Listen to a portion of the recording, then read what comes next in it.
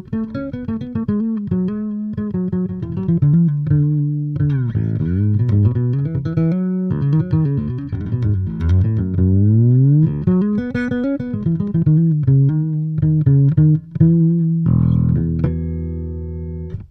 very nice.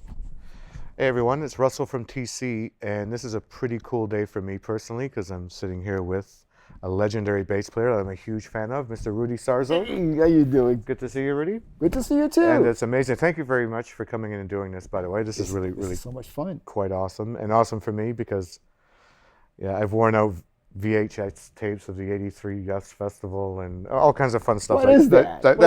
What's who watches that stuff tape? anymore? Yeah, I do. I don't have much of a life, but it's on YouTube now. oh right, yes. Yeah. No, we'll watch it later. But yeah, so really awesome memories of your playing, and you've played with all the legends. Whitesnake, Ozzy. Very blessed, right, to play some of the greatest musicians in rock. Yeah, and it was really neat. We were chatting earlier when we were talking about pedals and gear and what you'd like to do a TonePrint for, and you went initially to the HyperGravity compressor pedal. And so I thought you have a really interesting take on how to use compression, why to use compression, and especially what we're doing specifically today is using the same compressor with two different basses. Yeah. And I think we've come up with something really cool. Very cool, super cool. And very close. And yeah, because I guess you factor back in those days, you've got like a great analog console, a little bit of tape compression, and then maybe some outboard compressors. And sure, you're compressing, but it's also retaining the original tone of your instrument. And what we found too while we're dialing in compression is not to set the attack too low so that we miss all the percussiveness from your playing. Exactly. Because that really needs to come through in a band mix. Yeah. Exactly. Like what you've been able to achieve is actually you made the natural sound of the bass better by switching it on. Cool. Because we work with the, let's say, off. This is off with all the treble on the bass boosted up and everything, right?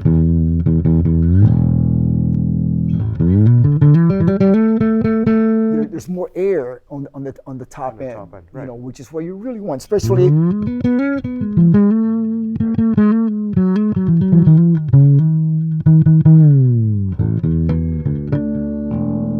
want all the chime to come out because that's when you, especially type of music that I do. And I have played bass in metal bands. Like I used to play the bass at fretless bass in metal bands with Ozzy back in the 80s. And it was there's a way that it must be EQ'd in order for a fretless bass to be heard with a stack of Marshalls. Right. Marshall and all those high gain amplifiers, whatever they are. And you're always looking for that. And frequency shelving is one of the most fundamental things that you can have from a compressor, which is you being able to dial that in, with the TonePrint. Yeah, it's just amazing technology. Oh, well, it really is pretty cool, and it does give you lots of tools and lots of options for doing that, for different shelving for different frequencies, for example, different bass frequencies. So we've, what we found, especially because this TonePrint that we're working on today is going to be for both your Spectre basses, correct? Yes. Like the fretless and the fretted bass. Yes. So we'll talk a little bit about one of the first things that we did with this TonePrint was to match the levels. So what we found with the fretless was that even between the two EMG based guitars, there was a bit of a volume drop when you went to the fretless. Yes, because it's a different. This is an Ian Hill signature model, and it has a thinner neck and less mass on the body of the bass. Whereas this other one is a standard Euro Spectre and has much more mass on the neck. And a bit more output. More. It has more volume to it. I'm just going to turn the pedal off. Okay. And then we'll just show what we've done here.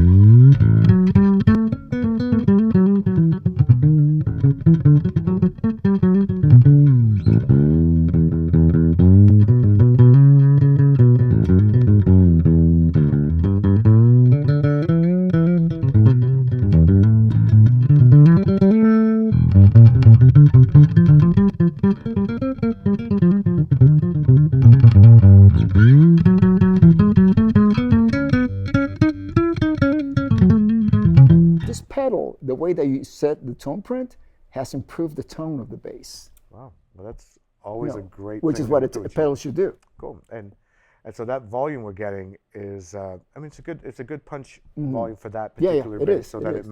so it will match with with the other bass. Yeah, it's not meant to get distortion, overdrive, anything like that. It's just meant to compress the tone and actually improve the EQ on it. It's Right. really nice EQ in that. Cool. Yeah, and going back, yeah, speaking of the EQ, what we've done here a little bit is I am compressing the lows and the highs slightly different than we are compressing the mids. So what we found is that the mids on the guitar are really great, and we didn't want to lose. We were losing a little bit of that initially, so we're not compressing the mid frequencies at all. We're just dipping the lows around 75% and the highs at about 70%. So it's almost like the lows are lower, the highs are a bit lower, so the mid range is sticking up a little bit, which is perfect for what it matches your bass really well. And right now for this particular bass, we've boosted the level up to 23.5 dB, which sounds like a lot, but with the blend knob where we have it, find out what we're doing there. Yeah, we're blending. Yeah, but basically on the blend knob, what you liked is to keep the distortion down, we've kept it around 100% so that it's a good match between your bass and the pedal. So it's not, you're not getting any distortion from the level shifting. And as you turn this up past 12 o'clock, it's about a 40% blend, and that starts compressing a lot more. So it brings in some of that grit. But you still maintain that. Yeah, you still maintain the clarity.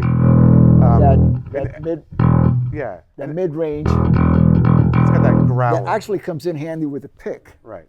Which is one of the.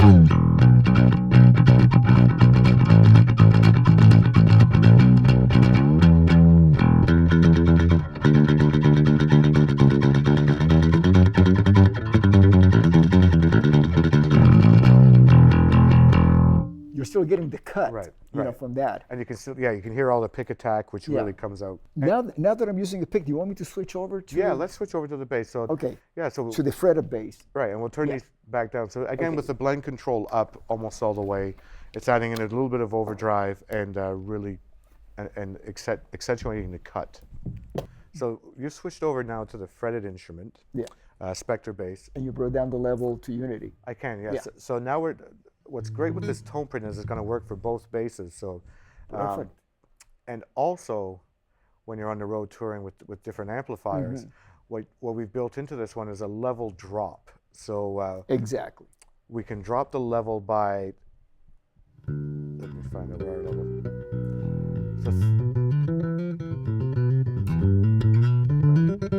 Without losing tone. Without losing any of the tone, yeah. At all, yeah. And the reason we're dropping the level, we drop it by about 3.5 dB, almost 4 dB. And that's because, you know, certain amplifiers you've ran into. Exactly, yeah. I run into the problem that, you know, these EMGs are very hot and it's got a tone pump preamp built in, and I always crank it. I'm one of those guys, I'm old school, you know, 11, everything. Yeah, exactly. So it really tends to overdrive the input stage of the gain. And just from experience, you found that about a 4 dB, 60 seems to remedy all of that. Well, the beauty of the TonePrint that you're building right now is the fact that you're not losing tone, whereas with other pedals, if I go too low, I will start losing tone. Right. With the editor, we can program it so that we don't lose any frequencies when we're dropping or boosting volume. Yeah. So it's really quite cool. So you showed me that. I was really impressed. I couldn't believe it. Yeah. Pretty wild. So with this all the way down, we're dropping the level by about 3.5 to 4 dB. So that gives you a little bit of control in this TonePrint. If you do have hot pickups and you're distorting the front end of an amp or a console, you can back down the level quite a bit. So I'll put it back up around unity. And we also talked a little bit about the ratio, which is it's a little bit of a complicated formula for how much the compressor is compressing. So you know, you got 2 to 1, 3 to 1, 4 to 1, all the way up to 10 to 1 and above is limiting technically, but or traditionally. So we went with the old school, that sound that you were mentioning earlier, full sound. So we've opted for a 2 to 1 compression, which is fairly light amount of compression, but it's still compressing and still letting all your frequencies come through. Because I do a lot of playing in bands who we have like up tempo songs, and I don't want to lose the attack. So that's what's great about this TonePrint is it balances between the two basses, but retains the EQ of both of them. And whether I'm playing with my fingers or the pick, it's still the same setting. Right, exactly. It treats it the same way. It does, yeah. I don't have to be in the middle, between songs, in the dark, trying to change the settings, to match it. Cool. Well, so what we found here, I just moved the minimum value here of the attack.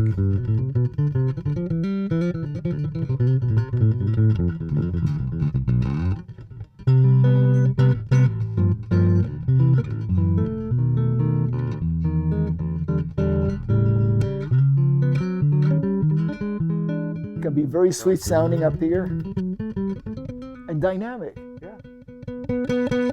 I mean, that's really hard to go with the compressor because in certain situations I've had to use a limiter rather than a compressor just so I could have some dynamics. Right. But I was saying, I want a compressor. I don't want a limiter, because that brick walls everything, Right, yeah. And then you just start getting distortion if you start playing too hard, And it's always a tricky thing with them, especially with a compressor, because when you play quietly, the compressor is trying to bring the level up. Yeah. And any noise, if you've got pedals on or if it's bad grounding, it'll try to bring up the noise floor as well. So that's what's great with the multiband is you can control that a little bit. So when you're playing softly, it's not raising the noise floor as much. So it's really allowing all kinds of pick attack to come through.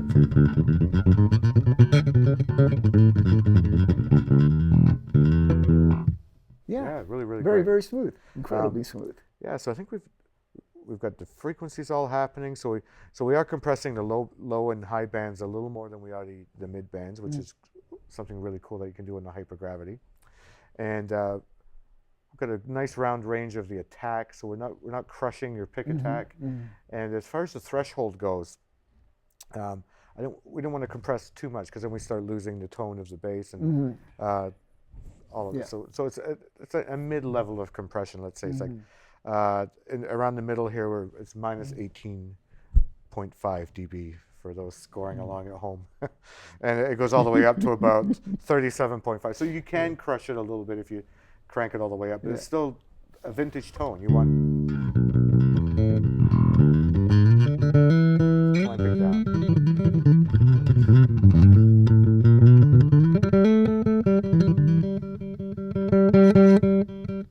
Cool. Love it. And even though we're compressing, it's still got that old school vintage LA2 type. Warm. It's very warm. Yeah, and you want that because that's what really sits, and also shelving, frequency shelving, because that way it's in a certain spot in the mix, and it just sits right there. Cool. Yeah.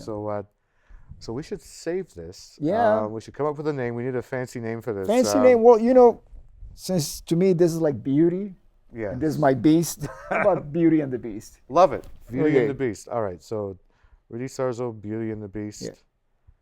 It is stored for all time. So thank you again, Rudy, for doing this. Great job. I am super happy with my TonePrint. Yeah, it's amazing. Yeah. Rudy Sarzo, Beauty and the Beast TonePrint coming soon to an iPhone, to an iPad, to a computer near you. Yeah, very good.